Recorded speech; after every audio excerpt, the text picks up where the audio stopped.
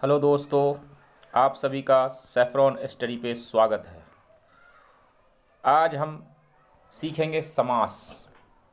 हिंदी व्याकरण का बहुत ही महत्वपूर्ण अध्याय है ये, और इससे सभी परीक्षाओं में प्रश्न प्रायः आते रहते हैं। तो सबसे पहले ये जानना है कि समास क्या है। जब दो या दो से अधिक पद अपने बीच विभक्ति को छोड़कर आपस में मिल जाते हैं तो इसी मेल को समास कहा जाता है। पद मतलब हुआ जैसे आज एक पद हुआ, कल दूसरा पद हुआ, दोनों मिल जाए तो यहाँ तो नहीं अर्थ बदल रहा, लेकिन बहुत सारे पद हैं अर्थ बदल जाता है उसका, तो इसी को कहा जाता समास। अब एग्ज़ाम में दे जब दो या दो से अधिक पद अपने बीच की विभक्ति को छोड़कर विशेष अर्थ प्रकट करे तो उसे क्या कहा जाता है, तो ऑप्शन में समास होगा, समास में निशान लगाना है। तो परिभाषा इस प्रकार याद रखिएगा। मिले हुए शब्दों को सामासिक पद या समस्त पद कहा जाता है। समस्त मतलब पूरा। सामासिक शब्दों को जब अलग अलग किया जाता है उस कार्य को समास विग्रह कहते हैं। समास विग्रह। समास विग्रह से ही पता चलता है कि कौन सा समास है। समास के 6 भेद हैं, बिल्कुल इसको याद रखना है। समास के 6 भेद हैं। ये एग्जाम में प्राय क्वेश्चन होता है कि समास के कितने भेद हैं। पहला, तत्पुरुष समास। तत्पुरुष कर्मधारय, द्विगु, द्वंद्व, बहुब्रीहि, अव्ययी भाव। 6 हुआ। और 7वां भी एक समास है, नई समास। तो पहले हम इधर एक एक करके देखते हैं। तत्पुरुष समास, जिस सामासिक शब्द का अंतिम खंड प्रधान हो। इसको याद रखना आपको, एग्जाम में क्वेश्चन होगा। जिस सामासिक शब्द का अंतिम खंड प्रधान हो वो कौन सा समास होता है, उसे कौन सा समास कहते हैं या उसे क्या कहते हैं, तो इस बात को याद रखना है। तत्पुरुष होगा अंतिम खंड, तत्पुरुष याद रखना है। प्रथम खंड, शुरुआती खंड प्रधान हो तो वो हो जाएगा अव्ययी भाव। प्रथम खंड हो, अंतिम खंड होगा तो तत्पुरुष। अब आइए कर्मधारय, जहाँ पर विशेष विशेषण, विशेषण पिछले वीडियो में पढ़ा चुके हैं हम। विशेष, इन दोनों के बारे में पढ़ा चुके हैं। विशेषण जो संज्ञा की विशेषता बताता है, विशेष जिस संज्ञा की विशेषता बताएगा वो विशेष होगा। जैसे मोहन तेज लड़का है, तो मोहन हो गया विशेष और विशेषण हो गया तेज। मोहन कैसा लड़का है, तेज। कैसा लगाकर उत्तर जो मिले वही विशेषण होगा। संज्ञा या सर्वनाम की विशेषता बताता है वो कहलाता है विशेषण। और जिस संज्ञा या सर्वनाम की विशेषता बताएगा विशेषण शब्द, वही विशेष कहलाएगा। तो 2 समास समझ गए होंगे। जिस समास का अंतिम खंड प्रधान हो, अंतिम टुकड़ा, अंतिम पद प्रधान हो, वो तत्पुरुष होता है। कर्मधारय, जिस समास में विशेष विशेषण, समास विग्रह करके देखना, अगर उसमें एक विशेषण मिल गया तो वो कर्मधारय हो जाएगा। दोनों समास का ट्रिक याद रखिए। द्विगु बहुत ही आसान है इसका ट्रिक। जिस सामासिक शब्द का प्रथम खंड संख्यावाचक हो, गिनती वाला हो, उसे द्विगु समास कहा जाता है। जैसे देख लीजिए, त्रिनेत्र, त्रि मतलब 3, चौराहा, चौ मतलब 4, पंचमृत, पंचामृत, पंच मतलब 5, पंचभूत, अठन्नी, ये 8 हो गया 8, दुअन्नी, दो हो गया 2।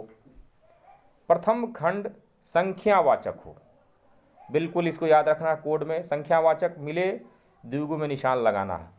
द्वंद्व, ये भी काफ़ी सरल है। जिस सामासिक शब्द के दोनों ही खंड प्रधान हो, दोनों खंड प्रधान हो, द्वंद्व समास कहलाता है। जैसे लोटा डोरी, भात दाल, सीताराम, राधा कृष्ण, गौरी शंकर। अब इस समास का कोड है, आंख मूंद के आप तुरंत पहचान जाइएगा। लोटा डोरी के बीच में छोटा सा योजक चिन्ह, भात दाल के बीच में योजक चिन्ह, सब के बीच में योजक चिन्ह है।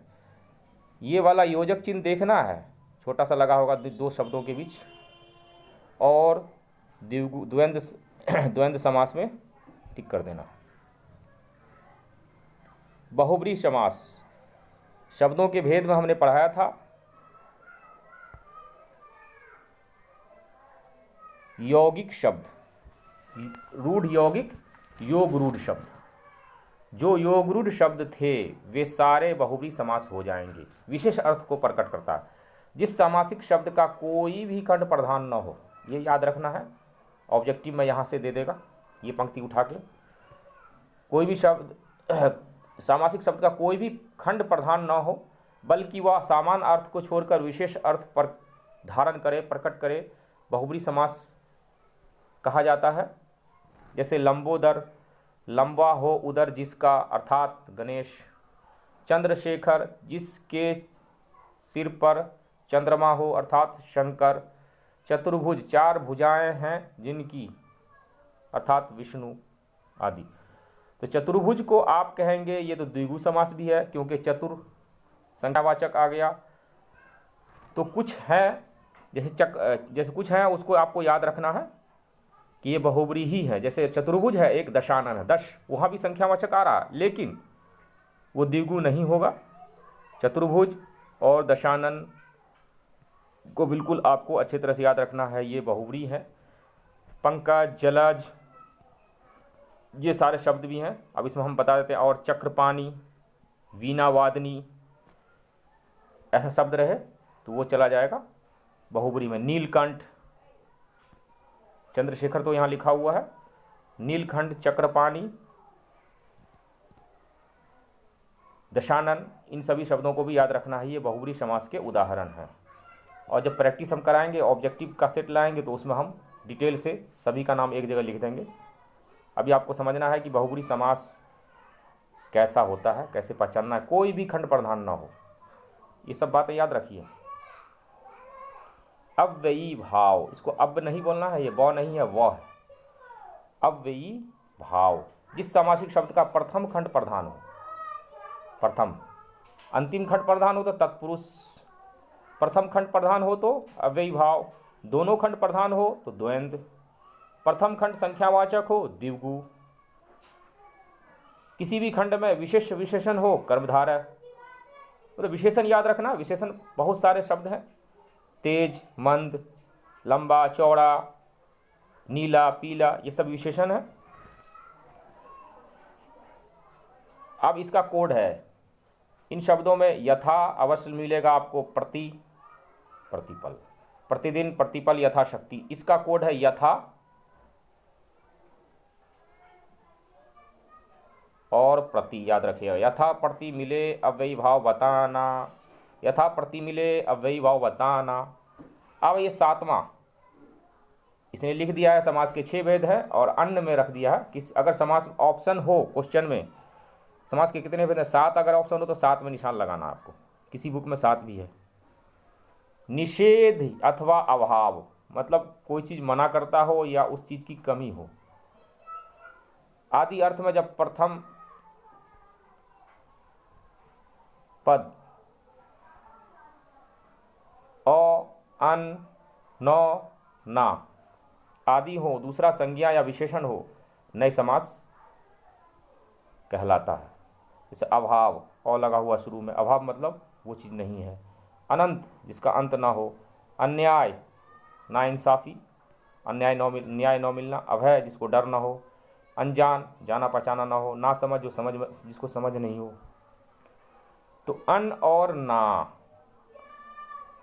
ना ज़्यादा मिलेगा आपको, नौ भी याद रखिए और अ भी याद रखिए। ये पहचान है नए समास का।